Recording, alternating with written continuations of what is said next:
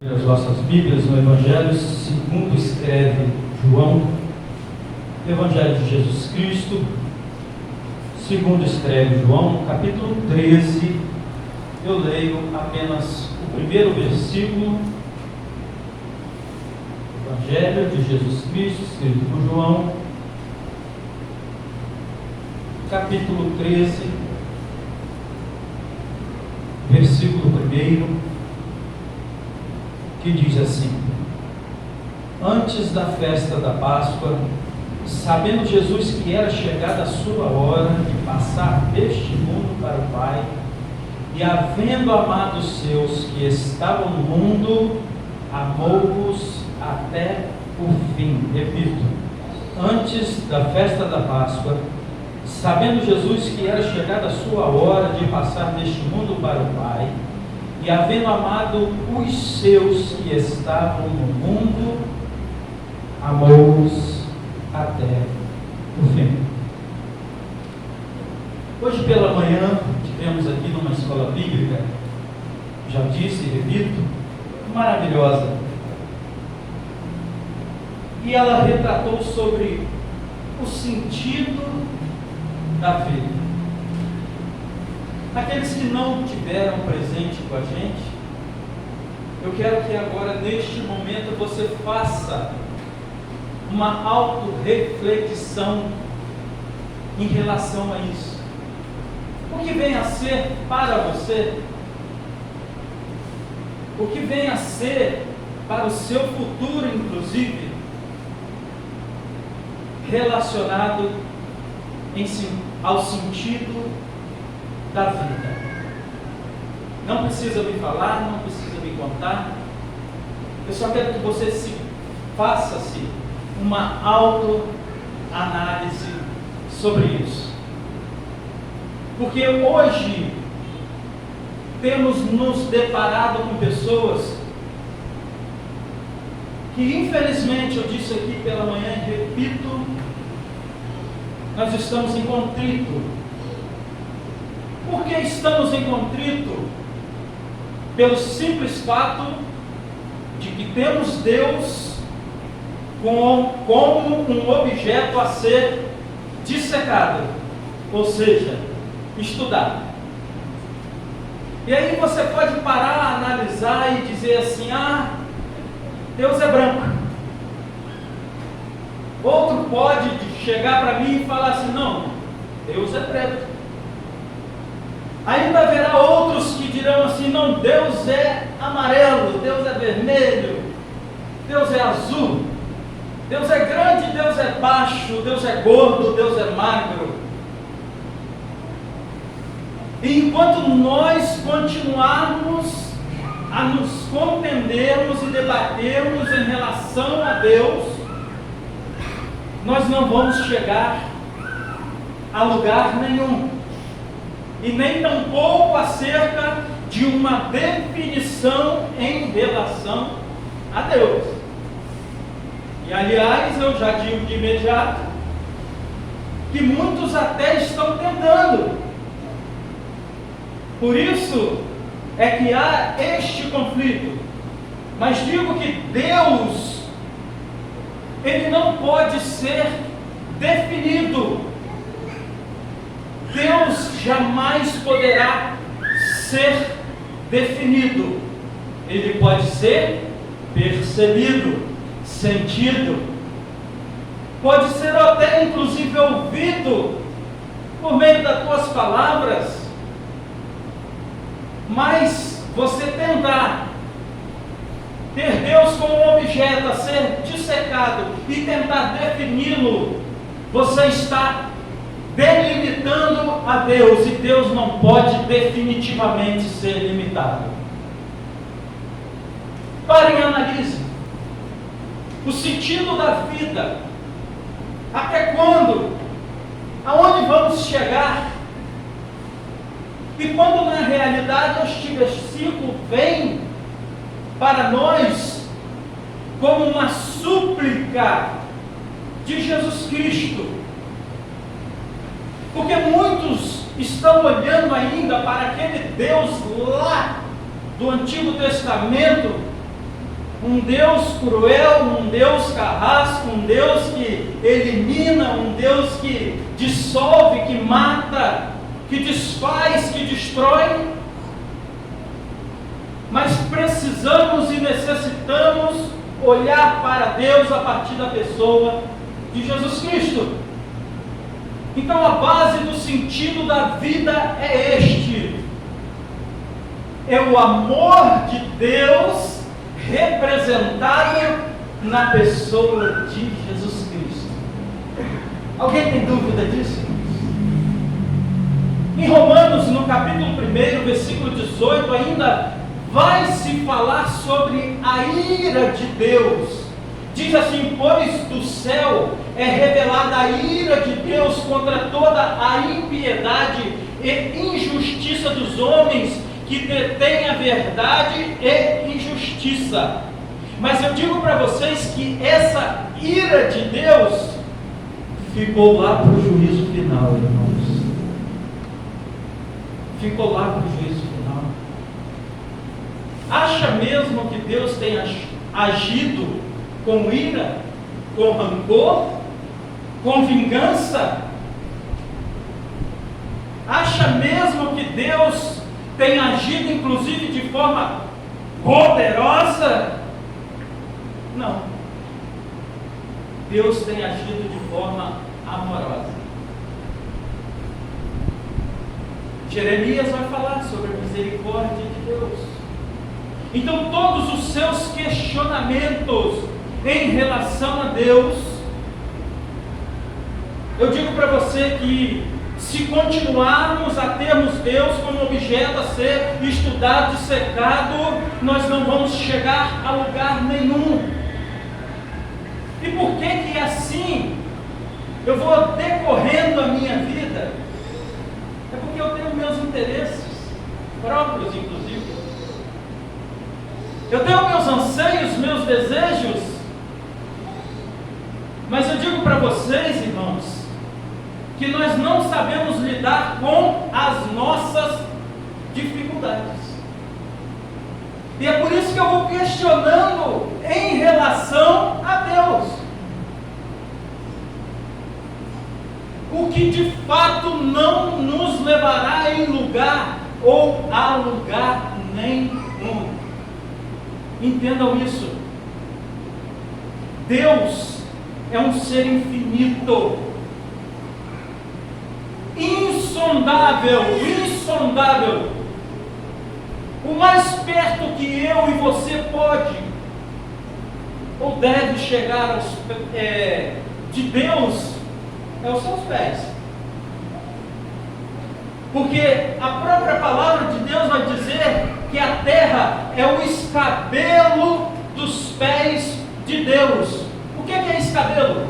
É um banco de pequeno porte onde se usa para repousar os pés. Olha o que é a terra diante de Deus. E por que nós vamos continuar nesta contenda? Então eu preciso deixar de olhar os meus próprios interesses e olhar a dificuldade do meu irmão. Olhar e respeitar os seus limites. Olhar e saber que eu posso chegar até um determinado lugar, mas talvez o meu irmão assim não possa. Então o que eu tenho que fazer? Ajudá-lo. Ajudá-lo a se erguer. Jesus, ele fala de uma forma tão peculiar neste versículo. É um único versículo, volta lá para mim. E Jesus fala aqui como um homem maduro, homem formado que já era. Porque naquela época, a juventude era contada aos 30 anos de idade. Se iniciava uma juventude aos 30 anos de idade. Mas Jesus aqui já estava em sua maturidade, aproximando-se aos seus 33 anos de idade, porque ele bem sabe o que lhe estava para acontecer. Ele diz: ora, antes da festa da Páscoa, aonde era comum reunir-se todo o povo. Quem não se lembra da passagem de Barrabás, onde Jesus foi morto, ou preso, perdão? Jesus é preso e pede o povo para soltar Barrabás. Tinha os seus costumes da época, mas Jesus, ele chega, analisa e diz: ó, antes da festa da Páscoa, sabendo Jesus que era chegada a sua hora, ele não fala como menino inconstante, como Paulo diz lá na primeira carta aos Coríntios.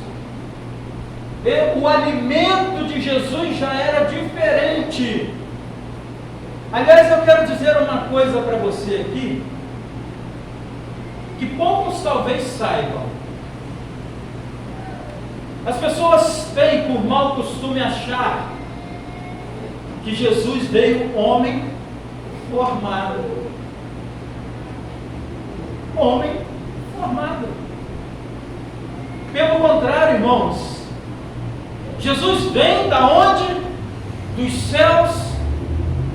Jesus apresenta o anjo a Maria e fala assim: ó, você dará à luz a um Salvador da pátria, da humanidade.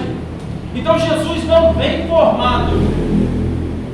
E estava nas mãos de quem educar, ensinar, redarguir, apresentar as Escrituras, o Pentateuco, os Salmos a Jesus?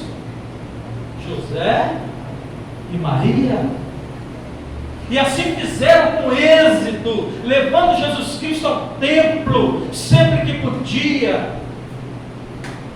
E por que nós abrimos a mão, muitas das milhares de vezes, da nossa família, dos nossos filhos, em trazê-los ao templo, em educá-los, em redarguir por meio da palavra? Jesus teve que aprender, decorar, como os muçulmanos decoravam o Corão. Jesus teve também que decorar o Pentateuco, o livro de Salmos, o livro dos profetas. Ele decorou. E nós conseguimos ainda dizer que eu não consigo ler a Bíblia. Eu não consigo ler a Bíblia. Jesus, homem maduro, homem formado, vendo que chegava a hora, ou melhor, o momento da Páscoa, sabendo que era chegada a hora de passar deste mundo para o Pai, e havendo amado quem? Os seus. Tem uma palavra do padre Antônio Vieira, dos anos de 1850, que ele faz uma análise em cima desse versículo e ele faz uma pergunta.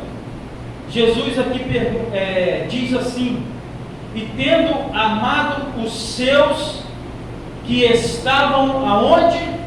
No mundo. E ele pergunta: ora, aonde poderia estar se não no mundo? Eu respondo para vocês: Jesus poderia ter formalizado para si alguns para amar. Poderia ter escolhido irmão Delmar, irmão Edivaldo, a irmã Érica, a irmã Terezinha, poderia ter escolhido o irmão Lucas para amar. Mas Jesus assim não fez. Ele simplesmente amou aqueles seus que estavam no mundo. Ele não formalizou ideias, ou tampouco trouxe para dentro de si aqueles que ele iria amar. Amou todos de igual modo. E eu não consigo pedir perdão, meu irmão. Eu não consigo definitivamente olhar nos olhos do meu irmão e dizer assim: olha, eu te amo, Lucas. Há uma dificuldade em nossas vidas em dizer: Se Ele foi o nosso maior instrutor, e nós nos declaramos cristãos, o que é cristão? Discípulos de Cristo, pequenos Cristos. Por que eu tenho dificuldade em olhar para o olho do Léo e dizer, eu te amo, Léo? Qual a sua dificuldade? Jesus, Ele não zelou, ou melhor, talvez, mas Ele não aprimorou o seu amor por alguns. Ele não formalizou isso e trouxe para dentro de si e começou a vivenciar isso, não. Ele amou de todas as formas, da melhor forma, todos que com Ele estavam. Este é o nosso dever. Esse é o mistério da vida para a solução do serviço em prol da vida. Reconhecer isso. Aliás, existe na Bíblia 2 versículos que, se nós vivenciássemos ele,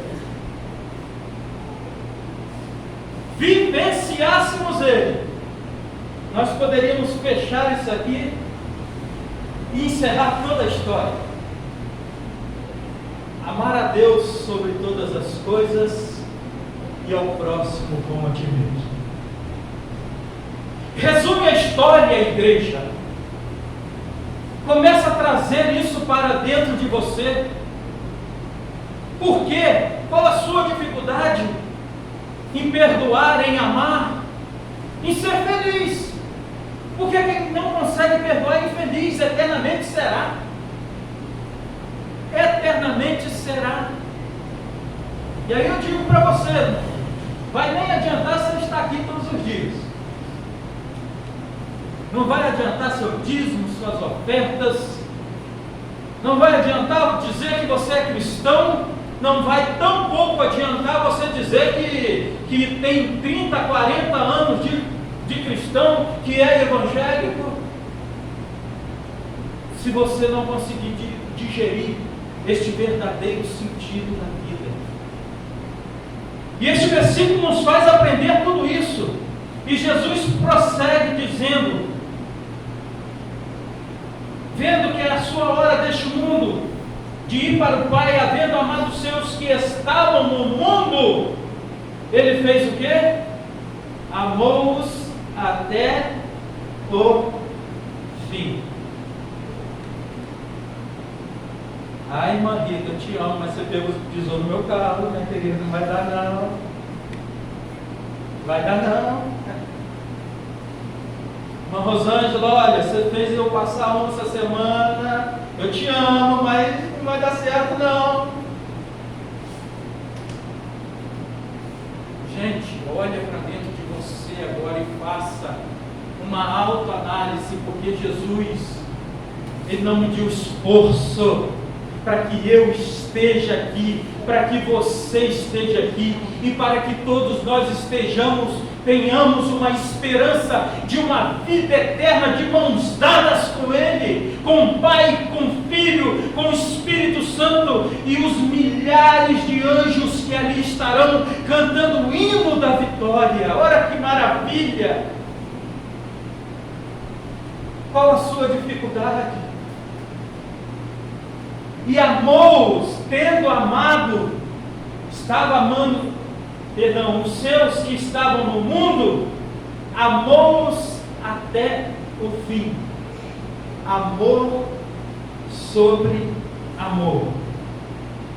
E lá na carta de Paulo aos Efésios, no capítulo 1, no versículo 3, Paulo escreve o início, na parte A do versículo, ele diz assim: bendito seja o Deus e Pai de nosso Senhor Jesus Cristo. E eu te faço uma pergunta neste momento: quem é este Deus? Quem é este Deus? É o Deus que incrimina? É um Deus que faz acepção de pessoas? É um Deus que odeia uns e ama outros, que menospreza crianças e idosos.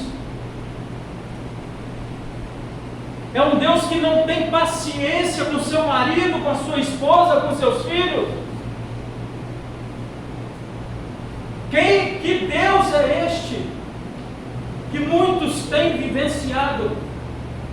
E aí, enquanto eu fico tentando definir Deus, não, Deus é preto, Deus é branco, não, Deus é amarelo, Deus é vermelho, Deus é alto, Deus é baixo, Deus é magro, Deus é gordo. Então simplesmente bastaria para nós dizermos: Deus é amor. Deus é amor.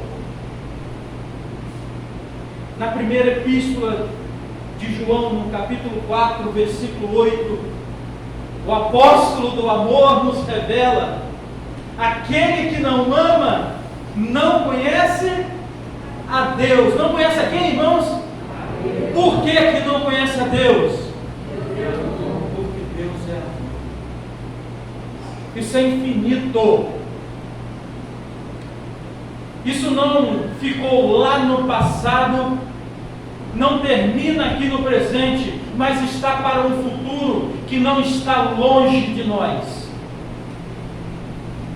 E aí Jesus, Ele abraça os seus, Ele se reúne naquele momento de dificuldade, sabendo que era o último instante para os seus discípulos, e ainda dá uma instrução a eles. Porque naquele momento, eles iriam participar da Páscoa, da ceia,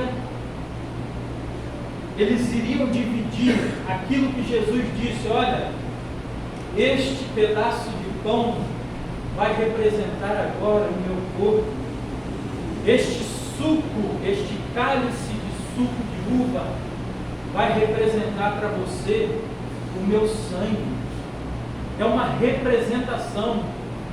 E Paulo escreve lá na carta aos Coríntios 11, muito usado para ministrar a Santa Ceia, e ele fala da seguinte forma: isto é para que todos façam em memória de mim. Entendam isso, irmãos. Como o pastor diz aqui sempre, e é sempre dito, a Santa Ceia, o batismo, não salva ninguém. Mas neste momento, Jesus reúne os seus discípulos e diz assim: olha, isso aqui é uma representação de que eu estarei com vocês para todo sempre. Eu quero que vocês amem uns aos outros. E eu não vou deixar só o pão, não vou deixar só o cálice, mas eu vou trazer para vocês agora uma bacia com água. Pedro, vem cá, Pedro, deixa eu lavar seu pé. Ah, Jesus, não vai dar não. Deixa isso quieto, Senhor, deixa isso quieto. Pedro, se Deus tivesse outro Deus, ele disse: meu Deus, o que esse homem está pensando? Pedro, entenda uma coisa: se você não fizer isso, você não tem parte. Ah, é, Senhor? É verdade? É sim. Então faz favor, me dá um banho. Joga mesmo. Joga da cabeça aos pés, traz um sabonete lá, me lava todinho. E dá um banho por completo, então. Se não, Pedro, você já está limpo. Aliás, por que Jesus faz isso? Porque era costume entre os judeus esconder a sola dos pés. Era uma afronta você mostrar a sola dos pés. Imagina o mestre chegar e dizer assim: olha, eu vou lavar a sola dos seus pés. Isso é costume entre os judeus até hoje. Mas Jesus, ele não se detém e fala assim: Pedro, vem cá, deixa eu lavar seu pé. Não basta o pão, o cálice, eu te apresento uma bacia com água e agora também uma toalha, porque eu vou lavar e enxugar os seus pés. E assim, Pedro, e vocês também que comigo estão, eu quero vos dizer que assim como eu faço com vocês, façai aos outros também. Olha que história, olha que lição. E o que nós estamos esperando? Estamos esperando na carta de Coríntios, no capítulo 13, versículo 1, quando Paulo diz: ainda que eu falasse a língua dos homens e a língua dos anjos, e não tivesse amor, seria como um metal que soa, ou como um sino que tine. Vamos estar esperando por isso? Vamos ser como meninos inconstantes, porque ele fala aqui no versículo 4, o amor é sofredor, é benigno, o amor não é invejoso, o amor não trata com leviandade, não se ensoberbece. Olha, irmãos, é difícil que se tenha ouvido nos dias atuais em relação a muitos cristãos, se assim eu posso levantar. Pessoas que infelizmente já abandonaram seu ministério, já não estão entre nós, porque o interessante de tudo isso, irmãos, não é quando você ouve. Tiago vai falar sobre isso. Não sejamos somente ouvintes, mas sim cumpridores da palavra de Deus. Há um versículo que o irmão Eliezer disse hoje aqui de muita importância, de uma extrema importância, está lá em Mateus, no capítulo 7, versículo 21. Nem todo que diz Senhor, Senhor, entrará no reino dos céus, mas aquele que faz a vontade do meu Pai que está nos céus. Palavras para Deus pouco importa, irmãos. O que importa para vocês, para mim, são atitudes. Senão Jesus não haveria dito no versículo 24, ele diz assim: todo aquele, pois, que ouve estas minhas palavras e as põe em, será comparada a um homem prudente que edificou a sua casa sobre o que é a rocha aí, irmãos? A rocha não é Jesus. A rocha não são a palavra, não é a palavra, não são as palavras de Jesus ou de Deus. A rocha está contida aqui, ó. Pois aquele que ouve estas minhas palavras e as põe em prática, será comparado ao homem prudente que edificou a sua casa sobre a rocha. Aonde está a rocha? Na prática da palavra de Deus. Porque eu posso ter todo o conhecimento, e se eu não pratico, eu não firmei os meus pés na rocha. E Paulo encerra nesta carta, no versículo 12, 13, ele diz assim: pois em um só Espírito fomos todos nós batizados em um só corpo, quer judeus, quer gregos, quer escravos, quer livres, e a todos nós foi dado beber um só Espírito. É o 13, eu falei 12? Perdão, é o 13, 12 e 13, irmão. Porque agora vemos como por espelho em enigma, mas então veremos face a face. Agora conheço em parte, mas quando conhecerei plenamente, como também sou plenamente conhecido. Pode ir para o 13. Agora, pois, permanece a fé, a esperança, o amor. Estes três, mas o maior destes continuará sendo o amor. Não, se você não tem amor, não vai importar a sua fé, a sua esperança, os teus desejos em relação a Deus, os seus preceitos em aqui estar, os seus preceitos em entregar seus dízimos, ofertas. Que sentido tem a vida para você? Leve esta pergunta em teu coração. Leve esta pergunta com você, irmãos, porque nós vamos precisar, nos dias atuais, a qual a igreja está vivendo, essa falsa amizade, esse falso amor, se bem que eles são classificados pelo menos em 3 categorias, mas não vou entrar nesse assunto. Mas com o amor que você tem, ame. Ame.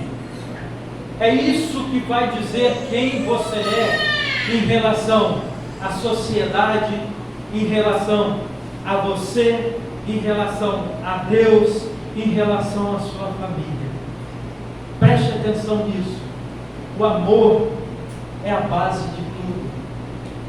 E se vivenciarmos isso, como eu disse, amar a Deus sobre todas as coisas e ao próximo como a ti mesmo, nós já cumprimos toda a lei. Pode ter certeza disso. Amém, meus irmãos? Amém. Que Deus nos abençoe. Feche os teus olhos. Pai, eu quero neste momento glorificar o teu santo nome por tudo aquilo que o Senhor nos revelou nesta noite, Senhor, acerca da tua palavra. Pai, sabemos e lemos que o Senhor disse, ó Pai, aquele depois que ouve as tuas palavras e as praticam, assemelhar-se-á ao homem prudente que edificou a tua casa sobre a rocha. E a rocha definitivamente não são as tuas palavras, não é Jesus, é a prática dela. Então, Senhor, que ela não somente fique arraigada em nossos corações, que nós possamos praticá-la no nosso dia a dia, em nosso cotidiano, que as pessoas, Senhor, que a receberam nesta noite, entendam que é preciso amar o seu próximo como a ti mesmo, e que nós possamos sair daqui, Senhor, de forma diferente, com muito amor, Senhor, para dar, com muito amor, Senhor, para revelado por Ti, para assim estender o Teu Evangelho a toda criatura, porque a nós foi confiada, Igreja do Senhor, esta revelação, porque o Senhor falou em parábolas, para que nem todo o Senhor soubesse, mas a nós foi revelado, Senhor, essa essência, esta maravilha que é a Tua palavra, Senhor. É a essência de Deus, está, Senhor, revelada no amor pelo Seu Filho Jesus Cristo, que morreu por nós numa cruz, para nos libertar de todo pecado e futuramente, Senhor, levar consigo para os céus. Então, que Tua igreja entenda isso, que todos nós possamos entender e levar deste amor a toda e qualquer criatura. Pai, esta é a oração que eu te faço em gratidão, embora seja feita unicamente a Tua vontade, em nome de Jesus. Amém e graças a Deus. Irmãos, porventura há entre nós alguém que não assumiu o seu compromisso com Deus, queira hoje fazer este compromisso, porventura aquele que sentiu o desejo, o anseio de compartilhar conosco este amor de Deus. Se há alguém entre nós que ainda não fez isso, por favor, levanta a tua mão, fique à vontade, não tenha medo. Medo você vai ter futuramente, se aqui porventura ficarmos, pode ter certeza. Não há ninguém. Que Deus te abençoe. Se ficou no teu coração aí, se há alguém, eu quero neste momento agora, numa celebração rápida, convidar a todos os diáconos e ao irmão Rubens, vice-presidente também, que venham aqui à frente, por gentileza. Nós, agora neste momento, vamos estar fazendo uma singela. Me ajuda? Singela homenagem, certo? Irmão Eliezer. Eu estou sem máscara, eu peço aos irmãos que afastem um pouquinho, por gentileza. Quero convidar. Não, perdão. Ele é quase invisível mesmo. Irmão Divaldo, por gentileza. Instrui aí o irmão Dilson.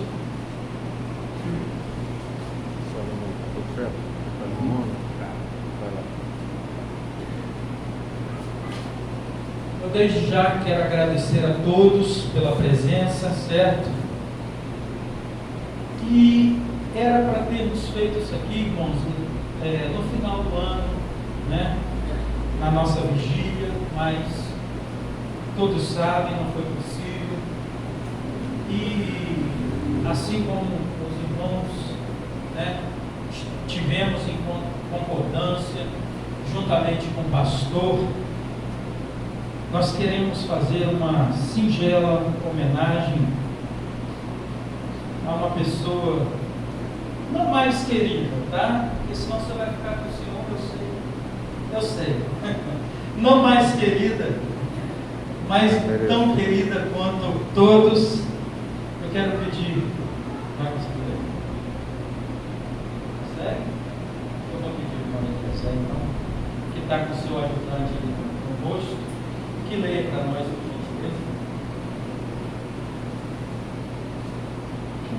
que quero o conselho também levar, né? Primeira Igreja Batista de Jesus Carone, reconhecendo o relevante trabalho do irmão Edivaldo Silva, prestou a igreja neste ano de 2020, tudo quanto vier às suas mãos, para fazer faça conforme as suas forças, Eclesiastes 9, 10. Cachoeiro Mirim, como disse o irmão, ela vai ser feita na nossa vigília, 31 de dezembro de 2020. Essa placa foi mencionada. Posso continuar, né? Já que me foi dada a palavra, essa placa foi confeccionada para nós passarmos no Edivaldo.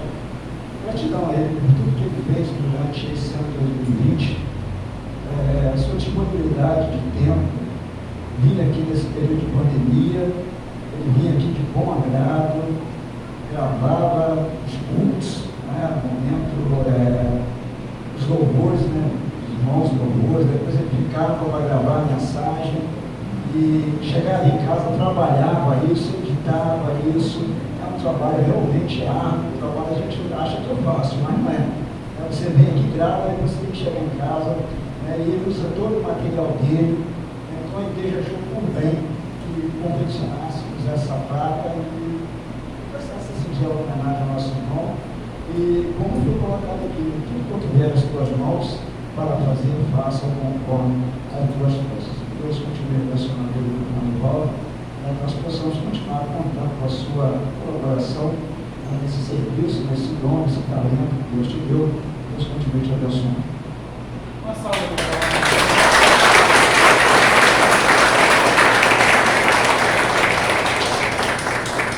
Bom, Deus, dá para filmar a gente aqui? Não sei, por causa da minha cabeça, a cabeça do Bismarck. Conseguiu pegar?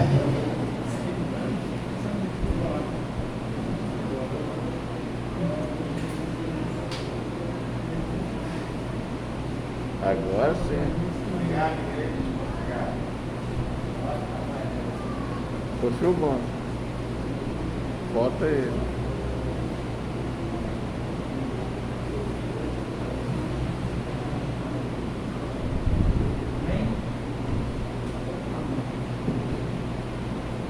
Amém? Amém.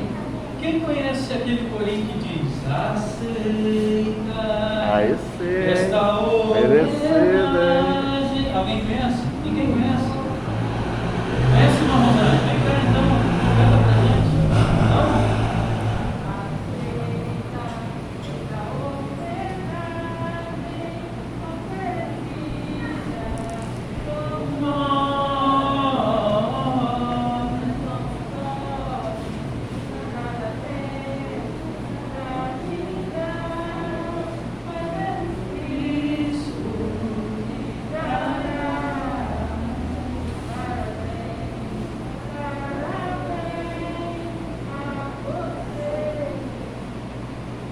Parabéns a você, irmão Divaldo.